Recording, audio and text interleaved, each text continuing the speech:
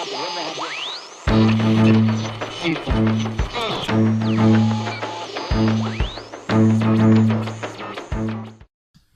Maurice Gendre, dans le cadre des rencontres Scriptoblog Le Retour aux Sources, nous recevons aujourd'hui Francis Cousin, auteur de Lettres contre l'avoir. Bonsoir Francis Cousin. Bonsoir. Nous allons faire avec vous un rapide tour d'horizon de l'actualité, plus ou moins rapide d'ailleurs, et nous allons revenir sur un certain nombre d'événements de ces dernières semaines et de ces derniers mois. Et je voulais commencer par l'affaire Clément Méric, la mort de Clément Méric, et avoir votre avis sur la question. Alors, le problème, quel qu'il soit, il doit être regardé avec ce que j'appellerais une analyse des profondeurs, pour ne pas être à l'écume journalistique des choses. Donc, on a la mort d'un homme, là, c'est un fait réel, et il faut regarder ça dans une trajectoire historique pour comprendre dans la longue durée ce que signifie cette mort dans la polarisation de ce qu'on dit être les antifas et les fas, etc. La mort de Clément Méric, d'abord, elle est extrêmement regrettable en tant qu'événement, parce qu'un homme de 20 ans qui décède, c'est toujours regrettable, parce qu'à 20 ans, on n'est pas soi-même. Le temps, les contradictions, les rencontres font que quelqu'un qui a 20 ans, dans des œillères, dans des ornières, est en situation de comprendre ou de ne pas comprendre, aurait pu, dans 5 ans, dans 10 ans, être tout à fait autre, et sur une trajectoire complètement différente. Donc déjà, la mort d'un être de 20 ans, c'est quelque chose d'extrêmement fâcheux, et c'est quelque chose d'extrêmement triste. Alors après, il y a le rapport social qui fait que Clément Méric a malheureusement décédé. Et Clément Méric, il est, comme toute une série de gens qui sont dans cette mouvance, à la fois très loin de l'histoire réelle et très proche d'embrigadements massifs qui font que justement dans le cadre de la société capitaliste qui est structurée sur l'indistinction, tout est regardé à l'envers, tout est écrit à l'envers, parce que le fétichisme de la marchandise a précisément pour objet et pour fonction de renverser le réel. Tout ce qui est vrai devient faux, tout ce qui est faux devient vrai. C'est ce que Hegel, Marx et toute une série de groupes maximalistes et radicaux nous ont appris à voir. Donc Clément Méric, étudiant de Sciences Po, lieu massif de normalisation et d'abrutissement au crétinisme de la marchandise et au conformisme, croit être radical parce qu'il est antifa.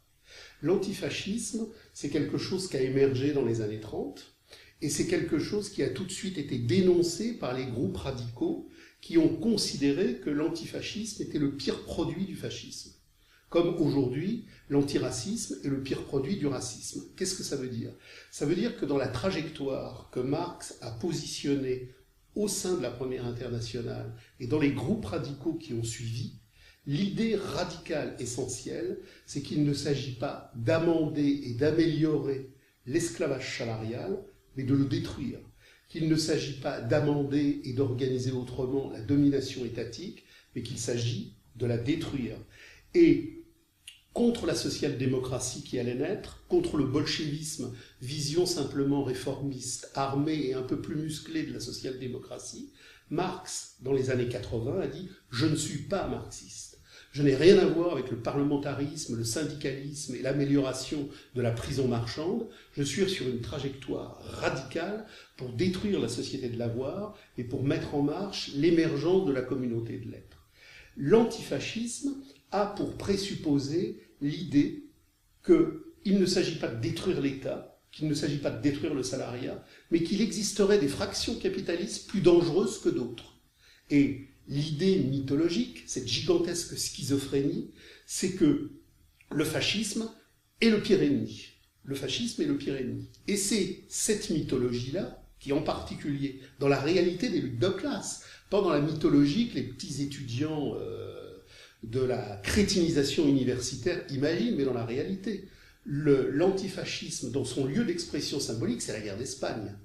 La guerre d'Espagne, no pasaran, no pasaran, no pasaran. La guerre d'Espagne, c'est l'enfermement des luttes prolétariennes radicales dans l'antifascisme pour mettre les prolétaires radicaux au cul des fractions de la bourgeoisie la plus rétrograde qui va les massacrer.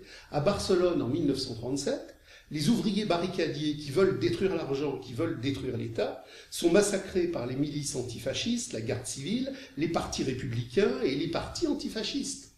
Franco va arriver après, mais le nettoyage aura été fait Toutes les communes ouvrières, toutes les communes agricoles d'Aragon, du Pays de Valence, où on avait commencé à abolir l'argent et où on avait construit l'émergence d'une communauté humaine, ont été massacrées par le camp républicain et son fameux drapeau antifasciste. Donc il faut bien comprendre que la fonction de l'antifascisme, c'est de détruire les luttes ouvrières radicales pour les amorcer, les enfermer et les attacher à l'appareil d'État. L'antifasciste est quelqu'un qui remplit la fonction de supplétif de l'appareil étatique du capital. Comment avez-vous jugé la couverture médiatique de l'événement ? La couverture médiatique de l'événement, elle est fantastique, parce que face au fascisme, on ne pense pas. Et face au fascisme, on ne doit pas penser. Les groupes radicaux, qui dans les années 30 se battaient pour l'abolition du salariat et pour l'abolition de l'État, au moment où les rages émeutières barricadières d'Espagne sont survenues, se battaient pour la fraternisation contre les deux camps. Fraternisation contre les deux camps. Moi, je vais discuter avec des gens d'extrême gauche, je vais discuter avec des gens d'extrême droite. Mon ennemi, c'est le fétichisme de la marchandise. Ce ne sont pas les êtres en chair et en os, à travers leurs limites, leurs contradictions, leurs inconnaissances ou leurs insouciances. Tout être humain participe d'une humanité qui m'intéresse, et je rencontre tout être humain, quel qu'il soit, pour avoir une relation d'humanité à lui. Ce qui est très intéressant, c'est que la paranoïa policière, la schizophrénie militaire du capital, rentre et absorbe tous ces groupes antifa. Chasseurs de FAF. Je suis chasseur de FAF. Il y en avait, ils étaient chasseurs de nazis. Ils ne se battent pas pour détruire la marchandise, l'État et l'argent. Ils se battent contre le fascisme. Mais depuis 1945, toutes les grandes industries massacrantes de la modernité, elles sont démocratiques.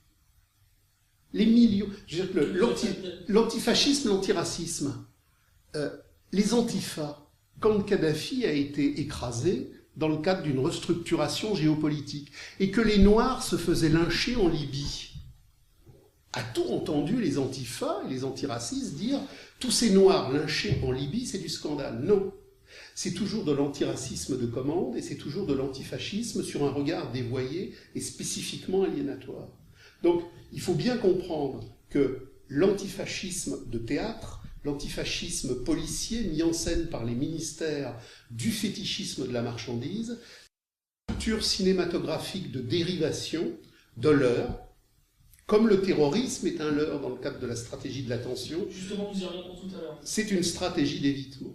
Donc, aujourd'hui, dire « je suis antifa », alors que le fascisme est mort structurellement depuis 1945, et que de la guerre du Vietnam, en passant par les millions d'enfants irakiens massacrés, tous les massacres qui sont positionnés dans la réalité historique contemporaine sont démocratiques, c'est non seulement ne rien comprendre, mais c'est montrer qu'on est un valet du capitalisme. Ouais, un peu comme ceux qu'on veut désormais perpétrer en Syrie, d'ailleurs. Mais bien sûr. Et ce qu'il faut bien comprendre, c'est que le projet radical défendu par Marx et Engels contre la social-démocratie, contre le bolchevisme qui allait suivre, il tient en une formule très forte suite à la compréhension des massacres démocratiques de juin 1948. Les massacres de juin 1948, ce n'est pas des fascistes qui massacrent le prolétariat de juin 1948. C'est la démocratie du progrès de la marchandise. La Commune de Paris, c'est la même chose. Et en Espagne, le gouvernement républicain d'Azania dans les années 30, de gauche, a cassé les grèves, a massacré. On oublie que Franco a été mandé par la République pour massacrer les mineurs asturiens en 1934. On oublie que Pinochet faisait partie du gouvernement Allende et qu'il faisait le boulot qu'Allende avait commencé. Donc, ce qu'il faut comprendre, c'est que la seule chose dont le système du fétichisme de la marchandise a peur, c'est la conscience radicale, anti-marchande, anti-étatique, qui dit « je ne veux pas améliorer le salariat, l'esclavage salarial, je veux l'abolir ». Et tous ces gens-là qui nous disent « antifa, antifa », qu'est-ce qu'ils nous disent? Ils nous disent « ah ben l'abolition du salariat, on verra plus tard ». Antifa, antifa. C'est-à-dire qu'aujourd'hui, la crise du capital en France est en train de déstructurer l'intégralité des vies humaines, des vies individuelles, des vies collectives. Aujourd'hui, on devrait imaginer qu'il y ait des chasseurs de Hollande, qu'il y ait des chasseurs de Hérault, qu'il y ait des chasseurs de Parisot, qu'il y ait des chasseurs de toute cette clique capitaliste qui est en train d'organiser un surservage contemporain. Être antifa, ça coûte pas cher, ça plaît au ministère de l'Intérieur et ça permet d'organiser de grandes dérivations pour que les problèmes ne soient pas posés. Marx parlait pas de l'homophobie, Marx ne parlait pas de l'antiracisme, il savait que c'était des leurres capitalistes. Comme vous le dites, l'antifascisme est une diversion, un dérivatif, comme l'est également la guerre au terrorisme. La guerre au terrorisme, c'est la même chose. Dans la mouvance antifa, puisqu'on parlait des antifas, il y a cette mouvance Péry, Para, Action Directe, Jean-Marc Rouillon. Bon, tout le monde sait que le réformisme armé de l'ultra-gauche du capital a toujours été sous contrôle. On n'a pas assassiné Georges Besse et on n'a pas assassiné Audran pour d'autres raisons que ces gens-là, aujourd'hui, à l'époque de leur mort, représentaient... Voilà. À l'époque où Audran et Besse ont été assassinés, ils représentaient une symbiose irako-française qui prônait la mise en marche d'une expérience nucléaire irakienne. Et à l'époque de Fabius, il y avait effectivement des infiltrations étatiques de haut niveau. Il y avait à l'époque une alliance israélo-iranienne pour effectivement évincer Besse et Audran. Jean-Marc Rouillon et les pantins policiers d'Action Directe ont servi de masse de manœuvre à des services qui ont effectivement liquidé un clan capitaliste pour assurer à un autre clan capitaliste une mainmise supérieure. Ce qui est intéressant d'ailleurs, c'est que les Brigades Rouges des années plus tard en Italie disent avoir été conscients, d'avoir été les jouets et les marionnettes de Kissinger, par exemple. Bien sûr. Le terrorisme, alors justement, tous ces groupes radicaux dans la mouvance du Marx, radical de la Première Internationale, que l'on retrouve dans les années 30, dans les années 50, que l'on retrouve dans toute une série de mouvances autour de Guy Debord, ont été les premiers conscients et les premiers radicaux analystes du fait que la stratégie de l'attention signifiait que tout acte terroriste d'envergure est un acte étatique. C'est-à-dire à la gare de Bologne, l'ensemble de toute cette stratégie de l'attention qu'a connue l'Italie, elle avait deux objets. Il fallait d'abord empêcher l'Italie d'avoir une position géopolitique neutraliste, donc il fallait tuer, casser ce qui permettait une évolution non alignée de l'Italie, et dans le même temps, on avait une grève sauvage radicale dans les usines italiennes. Il faut se rappeler que, postérieurement aux événements de mai 68, qui ont été très forts en France, qui ont été très forts en Italie, malgré les services d'ordre de la gauche et de l'extrême gauche du capital, qui voulaient cadenasser les ouvriers dans un enfermement usinier, il y avait des mouvements de radicalité profonds, et le terrorisme en Italie a aussi servi à casser ces luttes, parce qu'effectivement, dans une union sacrée antiterroriste, toute pensée critique était en situation de pouvoir être policée et policièrement réprimée. Justement, avec quelques semaines désormais de perspective et de recul, je suppose que vous ne changeriez pas une ligne de votre article sur le spectacle de Boston, si vous pouvez en dire un mot.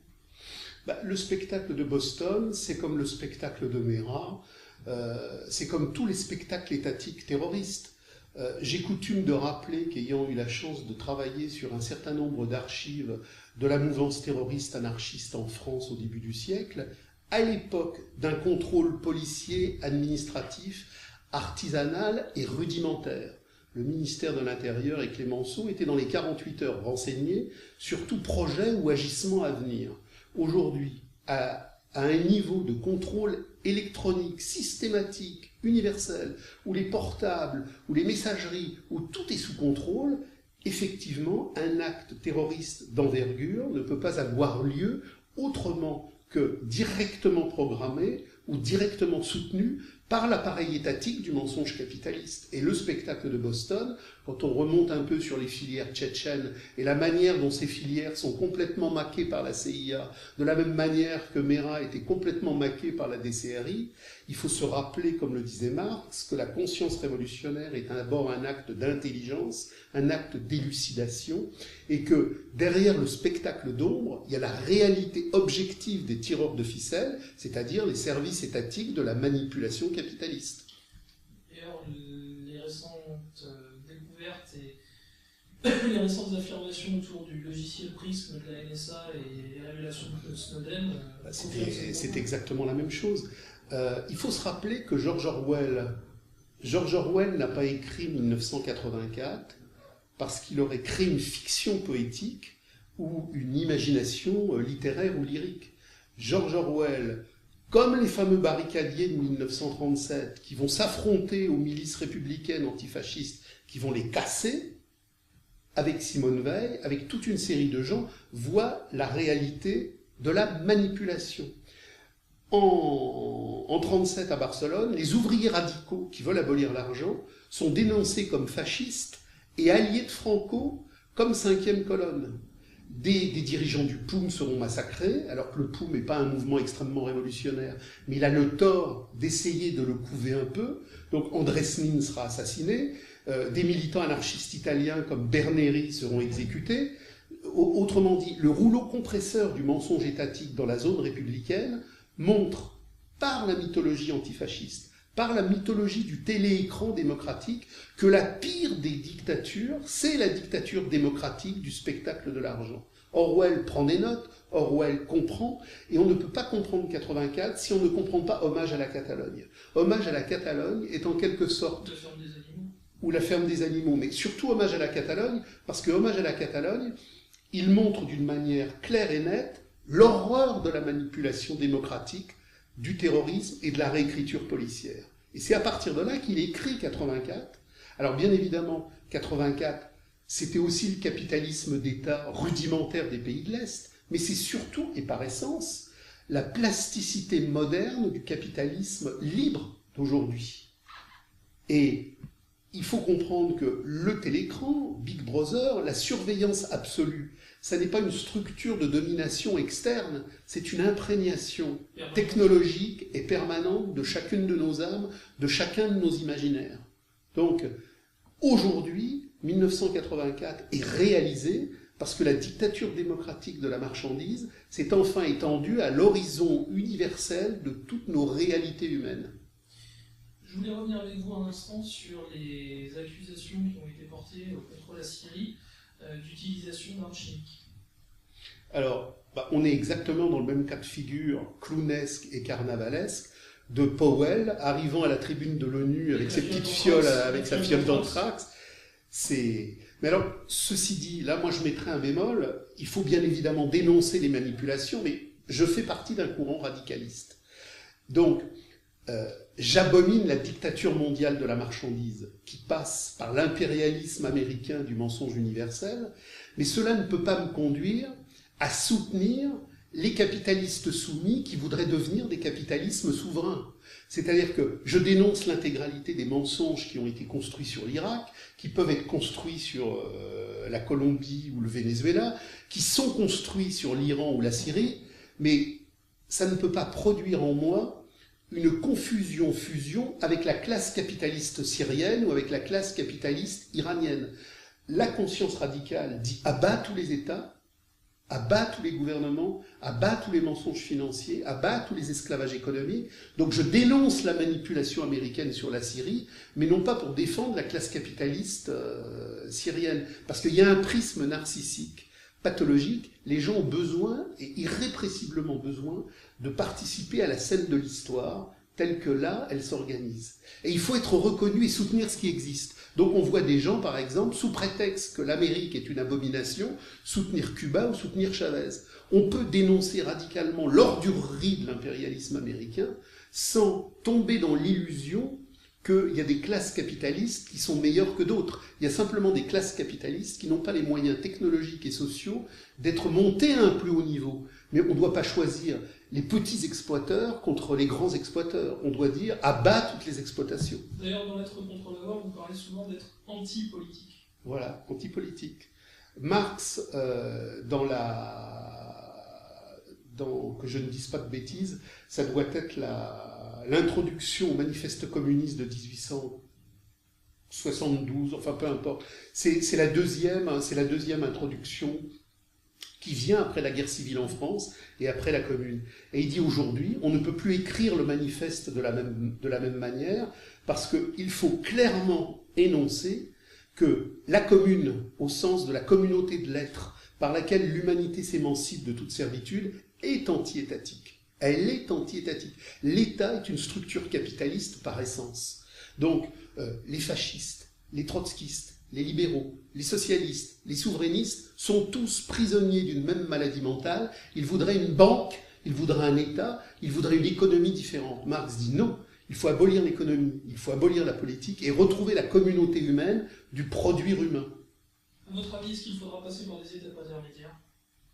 Alors, c'est-à-dire pour passer de la situation que nous connaissons aujourd'hui, c'est-à-dire de contrôle total dont nous parlions tout à l'heure, et d'autocontrôle également total, à une situation d'abolition du salariat, d'abolition étatique, alors, pour retourner vers la communauté. Marx a écrit un texte qui est très important, qui s'appelle « La critique du programme de Gotha », qui est tout entier sur cette phase de transition.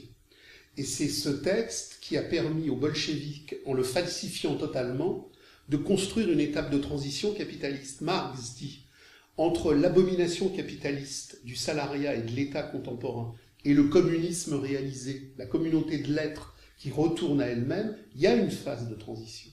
Mais cette phase de transition ne peut pas être dans le capital, contrairement à ce qu'ont fait les bolcheviks, qui ont finalement étatisé le salariat dans un gigantesque camp de concentration. L'étape de transition n'est pas la communauté de l'être, totalement réalisée, mais ça n'est plus du tout la société de l'avoir. C'est donc une étape de transition où les conditions d'abolition de l'argent sont posées par des redistributions, par des mises en marche de communes, de coopération et de fédérations qui font que d'emblée, on rompt avec le diktat de la valorisation, de la vente et de l'échange. Existerait-il encore aujourd'hui, selon vous, dans le monde, des lieux, des espaces, des communautés qui correspondraient à ça, à la communauté de l'être? Alors, la communauté de l'être, elle a existé pour tous les hommes de la Terre au Paléolithique. Elle a commencé à se dissoudre au Néolithique, avec cette révolution, entre guillemets, pré-capitaliste des stocks agraires qui ont mis en marche une dialectique de prévalorisation, de troc et d'échange. Et elle s'est étendue progressivement à la totalité de la planète. Il est bien évident que l'extension a été inégale, et elle s'est faite dans des temps et des espaces différenciés et différenciants.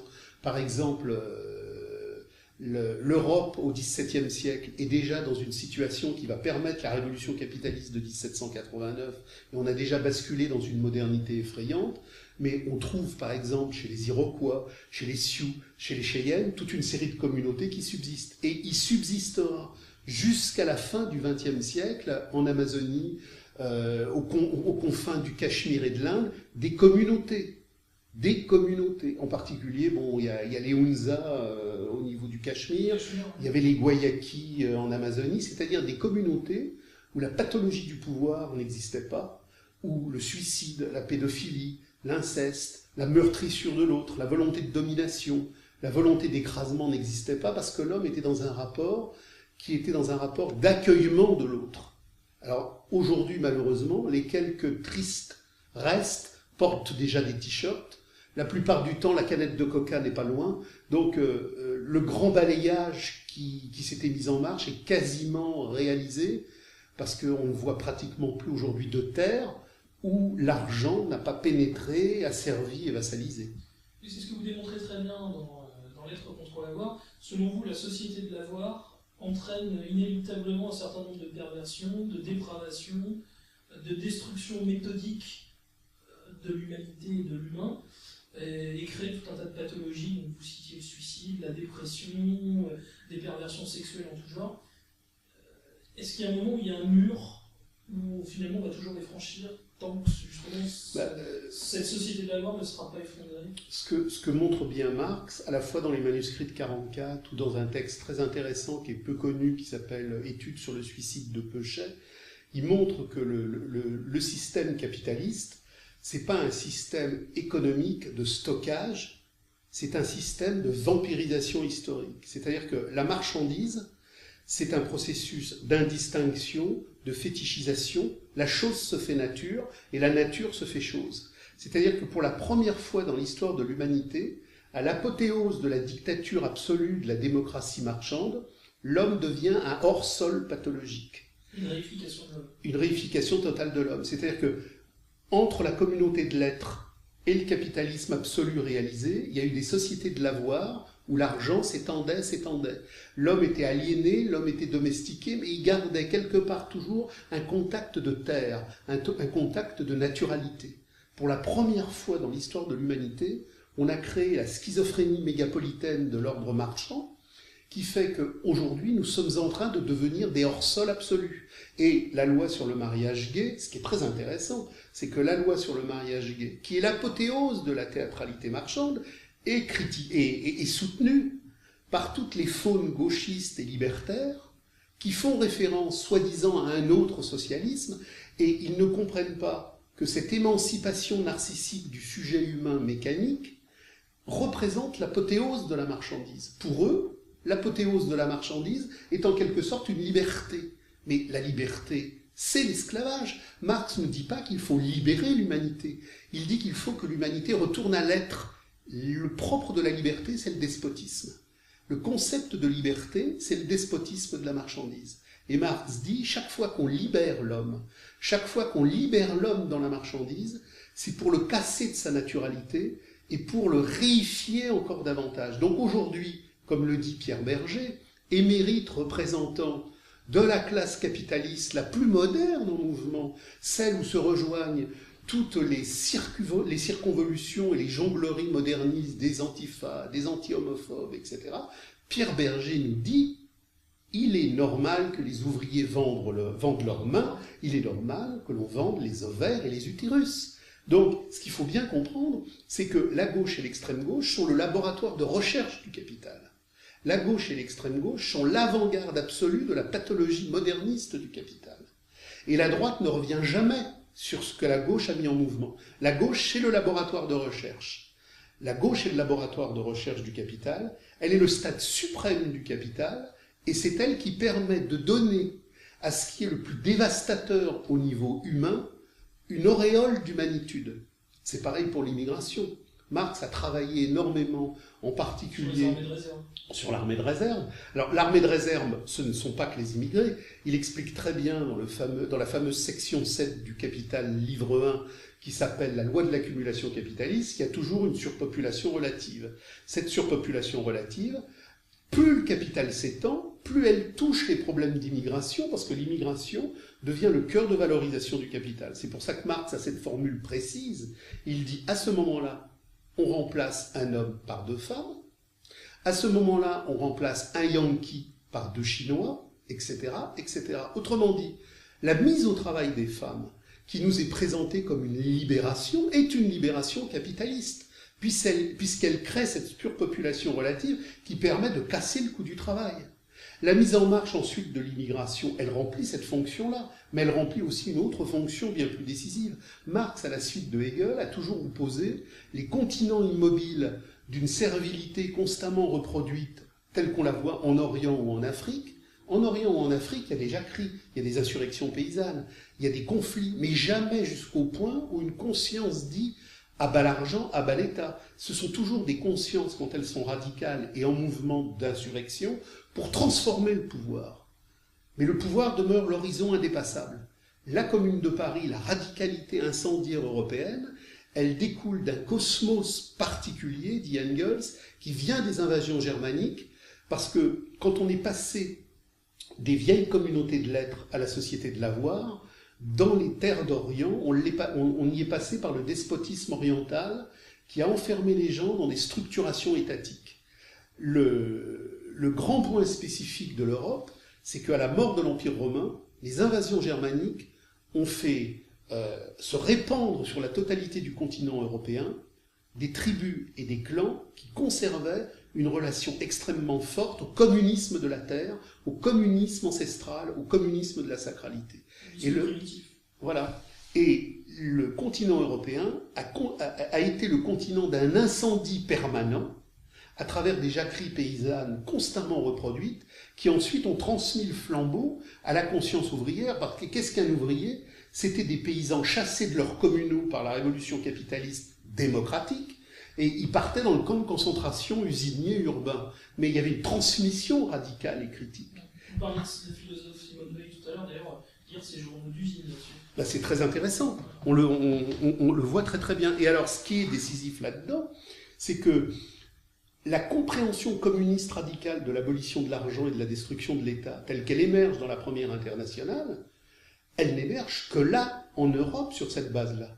Et les grands incendies sociaux des années 20, des années 30, des années 60 ont foutu une trouille bleue au patronat. Il suffit de lire les textes de Bouygues, les textes de Pompidou.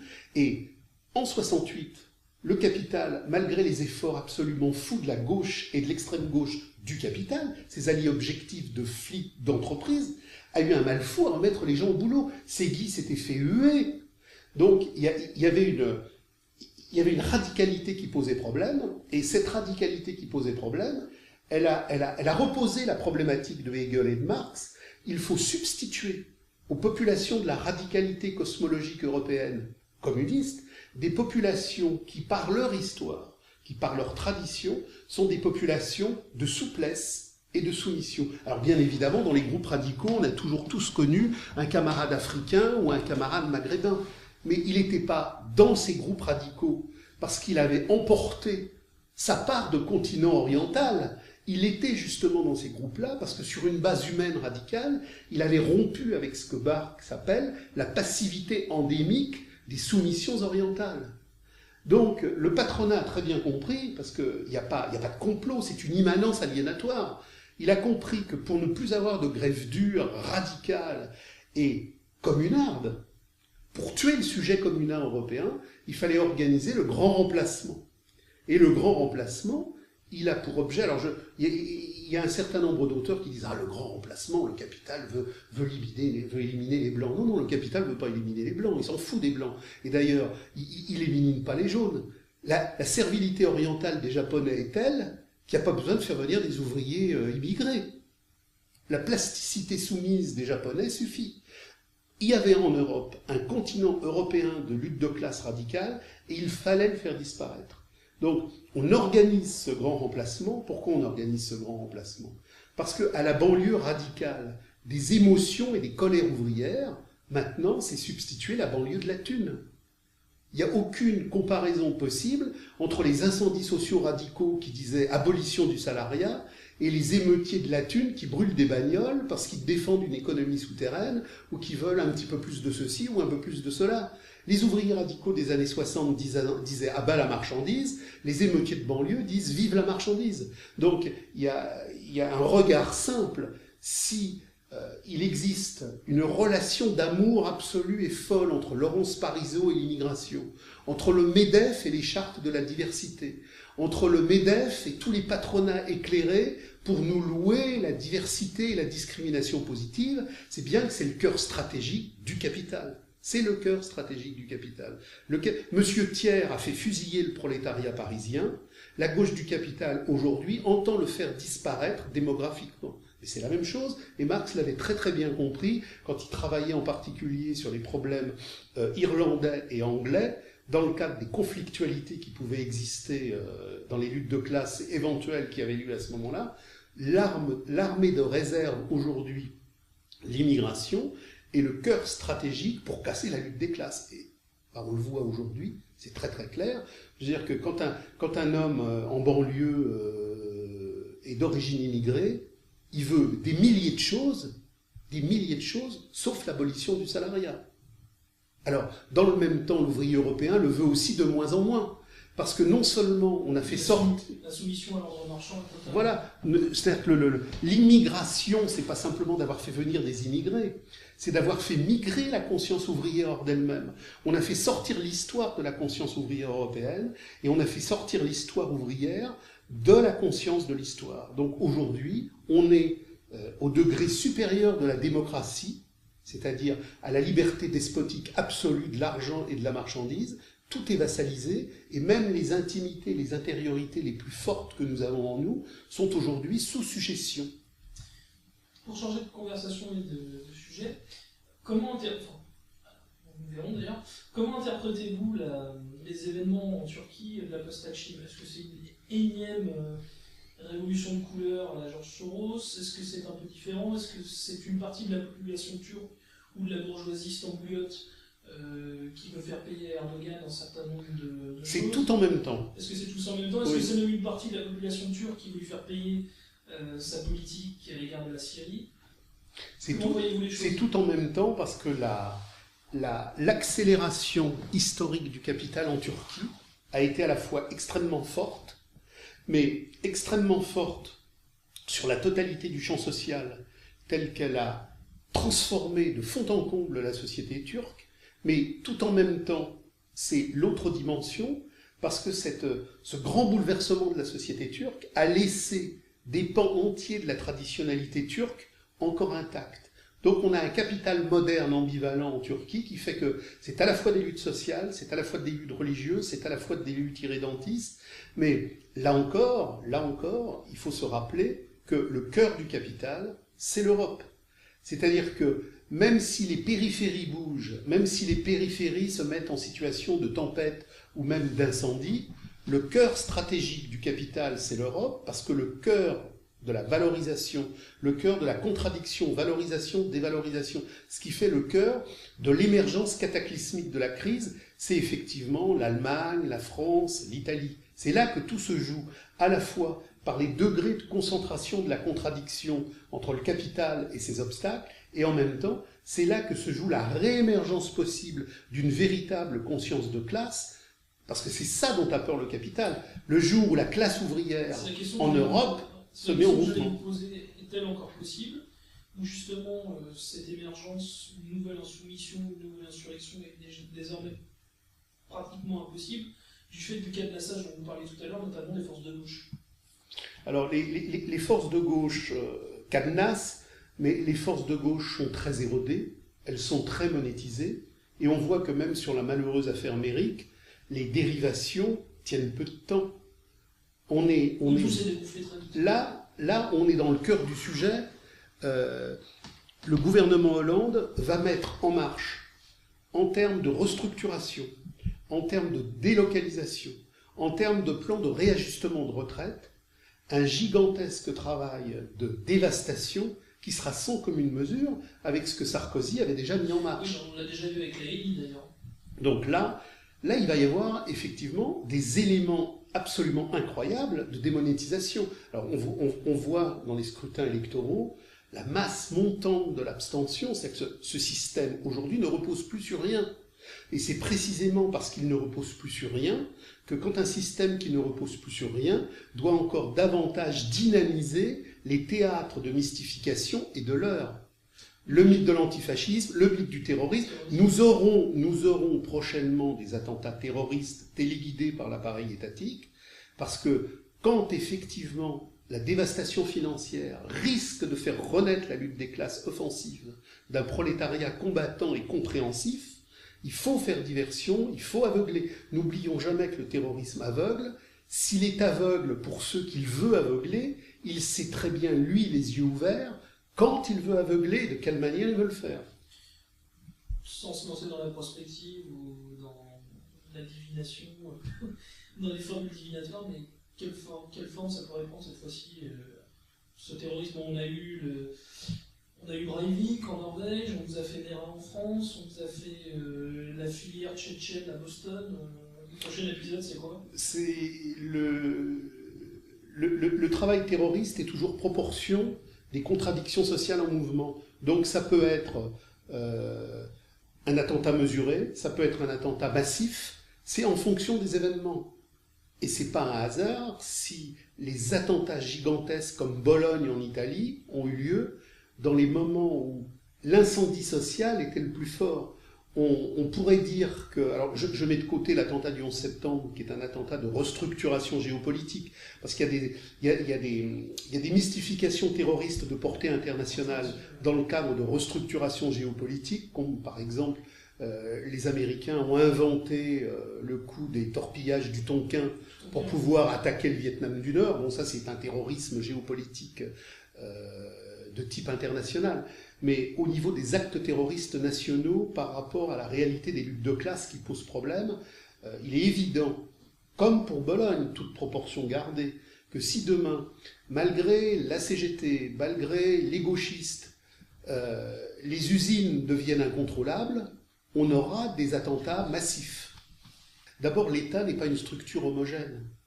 L'État, c'est pas une pièce fermée avec des gens qui décident. L'État, ce sont des sédimentations successives, avec des contradictions, des oppositions. Il n'y a pas un regard unifié. Ce que Marx nous a appris, c'est que l'appareil d'État, c'est un appareil pluriel, diversifié et antithétique. Donc, à chaque fois qu'une partie de l'appareil veut aller dans un sens, il y a une partie de l'appareil qui veut aller dans un autre. Vous parliez de l'affaire Méran, on l'a vu d'ailleurs, on a eu affaire à une guerre de service. Bien sûr. Finalement, entre la DCRI, la DGSE, une partie des sections antiterroristes, on voit clairement qu'il y a eu une guerre de service lors de cette affaire. Alors, ce qui unifie l'État, malgré ses oppositions et ses tiraillements, c'est la pression. C'est-à-dire que là, pour le moment, le risque social est en train de monter. On sait que dans toute une série d'usines, ça chauffe, mais les appareils de contrôle de gauche et gauchistes fonctionnent encore. On l'a vu pour PSA. PSA, on a tout fait pour que la lutte reste enfermée à l'usine. Ça rappelle ce que disait Léon Blum en 1936. Il disait « les usines occupaient les ouvriers, les ouvriers occupaient les usines, mais les usines occupaient les ouvriers. » C'est-à-dire que quand une lutte émerge, le boulot stratégique des syndicats, de leurs valets de gauche et d'extrême gauche, c'est l'isolation, c'est l'absence d'unification, c'est l'absence de délocalisation mentale, physique et sociale. Alors, on a vu que les gauchistes criaient un peu sur la CGT en disant « mais oui, vous freinez, vous isolez ». Mais c'est un jeu de dupes, parce que les uns comme les autres, comme le disait Marx, sont les partis de la conservation du salaire. Leur objectif, c'est que le salarié demeure enfermé dans la prison salariale, sociale et mentale, pour que la lutte qui commence par « j'ai plus de boulot » ne devienne jamais « mais qu'est-ce que le travail, qu'est-ce que la vie, qu'est-ce que pourrait être une autre existence ?» Donc cloisonner mentalement, socialement et géographiquement les luttes, pour pas qu'elles débouchent sur, par la délocalisation, un cassage des murs de l'usine, de l'entreprise. Empêcher que les entreprises se rencontrent. Et durant toutes les luttes que le mouvement ouvrier a connues, les syndicats, la gauche et les gauchistes, ont répandu le mensonge suivant lequel, ici, il n'y avait plus de lutte alors qu'il y en avait une, que c'était pas la peine de rentrer en relation avec ceux-là, parce que ceux-là avaient déjà fini. C'est-à-dire que les barbelés syndicaux et politiques ont d'abord pour objet d'isoler la lutte. Isoler la lutte de telle sorte qu'elle meure. En plus d'isoler la lutte, on a l'impression aussi très nette de masquer une partie de la vérité. Vous parliez de PSA, le syndicaliste très médiatique de la CGT a tout fait pour cacher la part importante des ennuis économiques de PSA dans le fait de l'embargo contre l'Iran, dont l'Iran est victime, notamment du fait des exportations. C'est quelque chose qui a été totalement... Mais ça, en plus, c'est une part importante. Tous les groupes radicaux ont toujours dénoncé le gauchisme sur la crise. L'apport essentiel de Marx, c'est d'avoir montré que le capital, à partir du moment où il entre dans la domination réalisée de la marchandise, entre dans une période de crise mortelle, objective. On voit tout le temps les gauchistes vous dire « mais les patrons, ils ont de l'argent, les patrons, ils ont de l'argent ». C'est pas le sujet, ça c'est du proudhonisme. Depuis Marx, c'est pas le discours qu'une pensée radicale a. Il y a objectivement aujourd'hui une situation de crise qui est cataclysmique et le capital connaît une crise insurmontable. C'est pas en racontant des sornettes sur les patrons du fric. Bien sûr que les patrons du fric, mais c'est pas le sujet. Le sujet, c'est que justement sur la base des groupes radicaux qui ont suivi la Première Internationale, nous avons aujourd'hui, à travers le capital, à travers les Grundrisse, un outil méthodologique pour comprendre non seulement la teneur, l'étendue, mais la profonde réalité de cette crise. Donc c'est ça qui est décisif, comprendre la crise. Qu'est-ce qui pourra faire tomber ce château de cartes ? Alors, le château de cartes, comme vous dites, ça renvoie à Marx et ça renvoie à Hegel, et ça renvoie à un concept qui est très très important, qui est le concept de l'auto-invalidation. C'est-à-dire que, contrairement aux pensées de droite et de gauche, d'extrême droite et d'extrême gauche, ce que les groupes radicaux dans la mouvance radicale et maximaliste qui a suivi Marx et la Première Internationale, c'est que l'émancipation des êtres humains sera l'œuvre des êtres humains eux-mêmes. Pas de chefisme, pas de dirigisme, pas de partitisme. C'est-à-dire que l'idée qu'il faut une organisation pour diriger les gens, ça, c'était bon pour toutes les révolutions de la soumission et de la servitude. Ce que montre Marx, c'est qu'il y a à un moment donné un renversement objectif. C'est-à-dire que l'emballement illimité du capital dans le crédit pour effectivement la planche à billets, en même temps la dématérialisation, c'est-à-dire que Marx n'a pas écrit sur le capital du 19e, il n'a même pas écrit sur le capital du 20e, il a écrit sur le capital du 21e siècle. Quand on lit le Capital, les Grundrisse et l'ensemble des textes qui forment ce qu'on appelle la critique de l'économie politique, il y a déjà l'informatique, il y a déjà Bretton Woods, il y a déjà les accords de la Jamaïque. C'est-à-dire qu'aujourd'hui, vous avez des gens qui bossent sur la loi de 73, sur la loi de 82, sur la loi... Il y a tout ça déjà chez Marx. Le problème, il n'est pas de détailler, comme si on était à la chasse aux papillons, tous les paliers épiphénoménaux de la réalité. Ce qu'il faut, c'est comprendre le concept radical qui fait que le capital est une crise de surproduction permanente. Et que cette crise de surproduction permanente, il l'a déplacée en anticipant des ventes qui ne viendront jamais. Et on est aujourd'hui en train d'obtenir ce que Marx appelait le renversement du crédit, le travail du négatif que citait Hegel, c'est-à-dire on entre dans la négation de la négation. C'est-à-dire que le capital aujourd'hui est arrivé au point où l'économie de sa production ne peut plus produire son économie. Et ce travail-là, c'est ce que j'essaie de montrer dans alors il faudra en parler pendant des heures, mais dans L'être contre l'avoir, quand j'explique la vérité financière de la crise actuelle, ça renvoie justement au livre 2 et au livre 3 du Capital. Marx a montré que dans la situation où nous étions là maintenant, il allait y avoir un renversement mondial de l'ordre économique, et que ce renversement mondial, il devient la crise de l'implication réciproque, prolétariat-capital. Le capital fait le prolétariat le fait le capital. Il y a une implication réciproque. Mais là, à ce moment objectif où toute la dynamique de crédit se renverse sur une saturation des marchés gigantesque et sur une baisse du taux de profit qui est absolument délirante, on atteint le point où précisément il y a la crise de l'implication réciproque. Eh bien, nous terminerons là-dessus. Merci beaucoup, Francis Cousin. Nous rappelons le titre de votre ouvrage, L'être contre l'avoir. Écoutez, je vous remercie beaucoup. Aux éditions Le Retour aux sources. Merci beaucoup. Merci.